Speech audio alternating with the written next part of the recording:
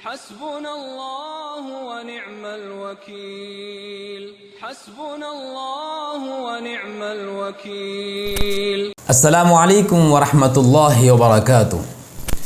معزز ناظرین و سامعین اور تمام عاشقان اولیاء، آئیے آج ہم آپ کو دکن کی معروف اور مشہور شخصیت اور اولیاء کرام میں عظیم ترین ولی اور جس کو سلطان العارفین بھی کہا گیا ہے اور مختلف اولیاء اللہ کی جو القاب ہوتے ہیں ان القابات سے ان کو نوازا گیا ہے، اس سے میری مراد ہے حضرت خواجہ بند نواز گیسو دراز رحمۃ اللہ علیہ، جن کی قبر مبارک مزار گلبرگہ شریف کرناٹک میں موجود ہے، جس کا منظر آپ سامنے دیکھ رہے ہیں۔ آپ جانتے ہیں کہ دکن کے اندر اولیاء کرام بکثرت موجود ہیں اور ان کے مقبرے اور ان کے یادداشت اور ان کی یادگاریں الحمدللہ موجود ہیں۔ یہ حقیقت ہے کہ صوفیاء کرام اولیاء اللہ نے اس ہندوستان کے اندر بہت بڑے بڑے کارنامے انجام دیے ہیں۔ آپ سب جانتے ہیں حضرت خواجہ معین الدین چشتی اجمیری رحمۃ اللہ علیہ کا کتنا بڑا کردار ہے ہندوستان میں دین اسلام کو عام کرنے میں، اور حضرت خواجہ اجمیری رحمۃ اللہ علیہ کے بارے میں کون نہیں جانتے۔ ہر خاص و عام، کیا ہندو کیا مسلم کیا سکھ کیا عیسائی، تمام انسان وہاں پر جاتے ہیں اور جا کر سکون حاصل کرتے ہیں۔ اور حضرت خواجہ اجمیری رحمۃ اللہ علیہ کے زمانے کے اندر بھی آنکھ کے دربار میں آنے والے تمام مذاہب کے لوگ موجود تھے۔ تو آئیے انہی اولیاء اللہ میں سے ہم آپ کے سامنے خواجہ بند نواز گیسو دراز رحمۃ اللہ علیہ کا تذکرہ کرنے جا رہے ہیں۔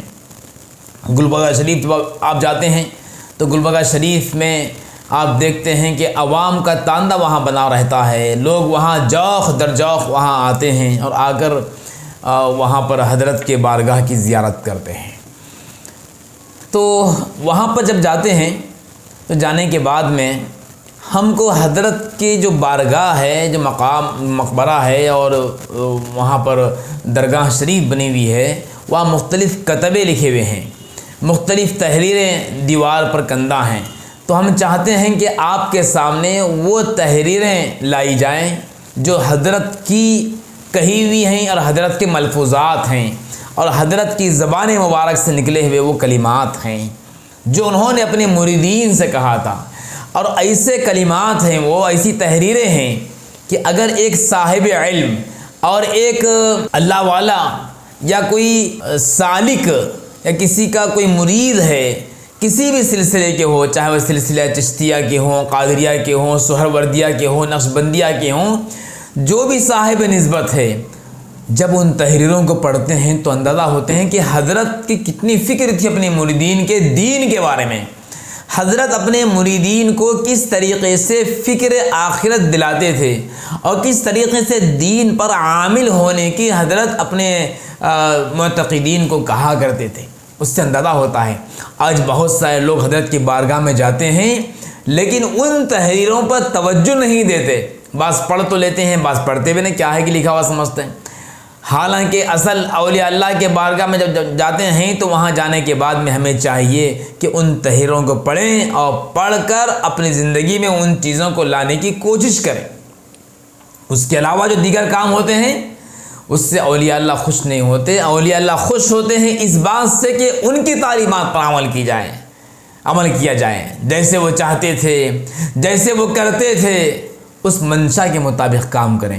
جب حضرت کے بارگاہ میں جاتے ہیں تو جیسے ہی باب الداخلات سے اندر داخل ہوتے ہیں تو سب سے پہلے مسجد ملتی ہے، لیکن افسوس کے ساتھ کہنا پڑتا ہے جب اذان ہوتی ہے تو اس مسجد میں آ کر نماز پڑھنے والے لوگ پورے نہیں ہوتے۔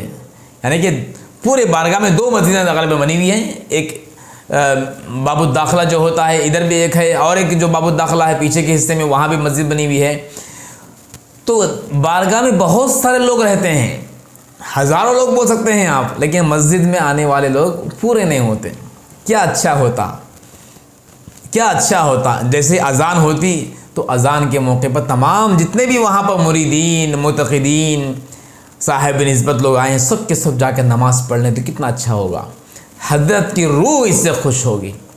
اور جتنے آنے والے حضرات ہیں ان تمام کو بھی چاہیے کہ نماز کی بھی پابندی کریں۔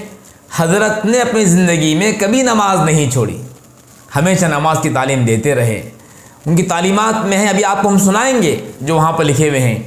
اور وہاں آنے والے سب لوگوں سے ہم ادباً درخواست کرتے ہیں ان تحریروں کو پڑھیں جو حضرت نے بتائی ہے، حضرت کے جو ملفوظات میں سے اس کو پڑھیں اور پڑھ کر اس کو عمل کرنے کی کوشش کریں۔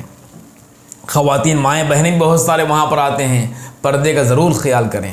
اولیاء اللہ کی بارگاہ میں جب ہم اگر بے پردگی ہم کریں گے تو ظاہر بات ہے اولیاء اللہ تو اس کو پسند نہیں کرتے تھے۔ اولیاء اللہ کی شان تو یہ تھی کہ وہ خواتین سے، عورتوں سے بہت دور رہتے تھے۔ بہرحال آئیے ہم آپ کے سامنے تعلیمات پیش کر رہے ہیں، تعلیمات کو سنیں اور اس کو عمل میں لانے کی کوشش کریں۔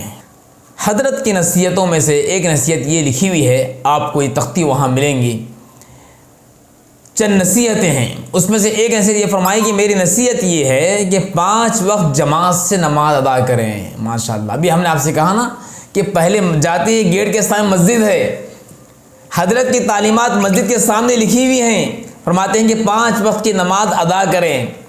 لیکن کتنی بری بات ہے کہ ہم خواجہ اجمیری کو چاہنے والے اور حضرت خواجہ بند نواز رحمۃ اللہ علیہ کو چاہنے والے لیکن نماز چھوڑے تو اولیاء اللہ کو اس سے کتنی تکلیف ہوگی۔ ان کی تعلیمات میں شامل ہے اللہ کا بھی حکم ہے اور رسول اللہ کا بھی حکم ہے صلی اللہ علیہ وسلم، اور اولیاء اللہ کی بھی تعلیمات ہے، نماز کی پابندی کریں۔ پھر یہ بھی فرمایا کہ جمعہ کا غسل بلا شرعی عذر کے ناغہ نہ کریں فرمایا، اور مغرب کی نماز بھی خاص طور سے پڑھنے کا اہتمام کرنے کا حکم فرمائے ہیں، اوابین کی نماز پڑھنے کا حکم فرمائے ہیں۔ اور اسی طریقے سے حضرت یہ بھی فرمائے ہیں کہ یا حی یا قیوم ثبتنی علی الایمان، یہ بھی ذکر کرنے کی تلقین فرمائے ہیں۔ اسی طریقے سے یہ بھی فرمایا کہ یا وہابو کا بھی ورد کریں، اور ایام 20 کے روزے رکھنے کا بھی حکم فرمایا، یہ سنت بھی ہے۔ اور آخر میں یہ فرمایا کہ اگر اس قدر بھی کوئی نہ کر سکے تو پھر صوفیوں کے مسلک میں قدم ہی نہ رکھے۔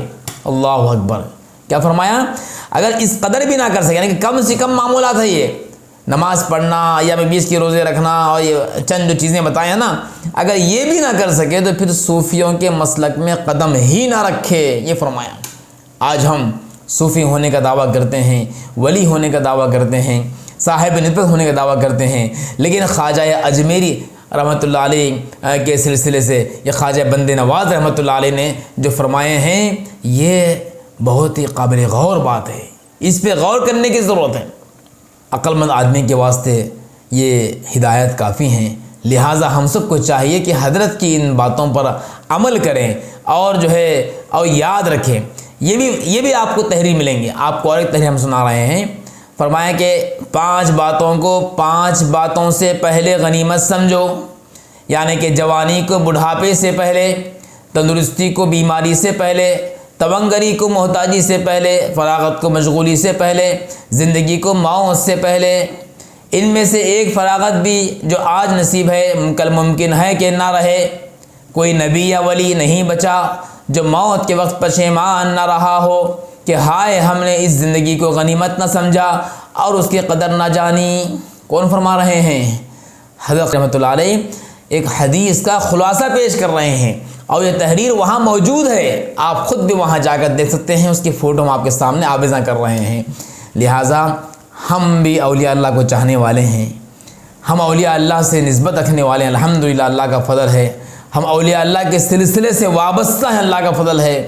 ذکر کی محفل میں رہنا اور اولیاء اللہ کی تعلیمات کو جاننا، صوفیوں کے ساتھ میں رہنا، الحمدللہ اللہ کا فضل ہمارا سلسلہ ہے اور ہم جانتے ہیں، اور اولیاء اللہ کی صحبت کو ہم غنیمت سمجھتے ہیں، بلکہ اس پرفتن دور کے اندر اپنے ایمان کو بچانے کے واسطے تعلق مع اللہ اور تصوف کی زندگی یا تقوی والی زندگی حاصل کرنا لازم ہے، اور یہ تمام چیزیں اولیاء اللہ کی صحبت سے نصیب ہوتی ہیں۔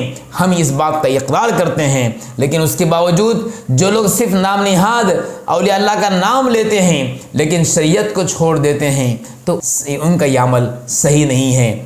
شریعت بھی ضروری ہے، طریقت بھی ضروری ہے، لہٰذا ہم تمام زائرین سے اور جہاں جہاں بھی اولیاء اللہ ہے وہاں جاتے ہیں زائرین، ان سے گزارش ہے ان کی تعلیمات کو عمل میں لائیں۔ ان کو خوش کرنے کا یہی طریقہ ہے کہ ان کی زندگی کو اپنائیں۔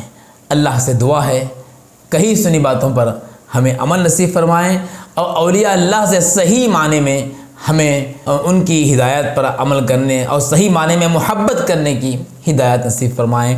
آمین یا رب العالمین۔ السلام علیکم ورحمۃ اللہ۔ حسبنا اللہ ونعم الوکیل، حسبنا اللہ ونعم الوکیل۔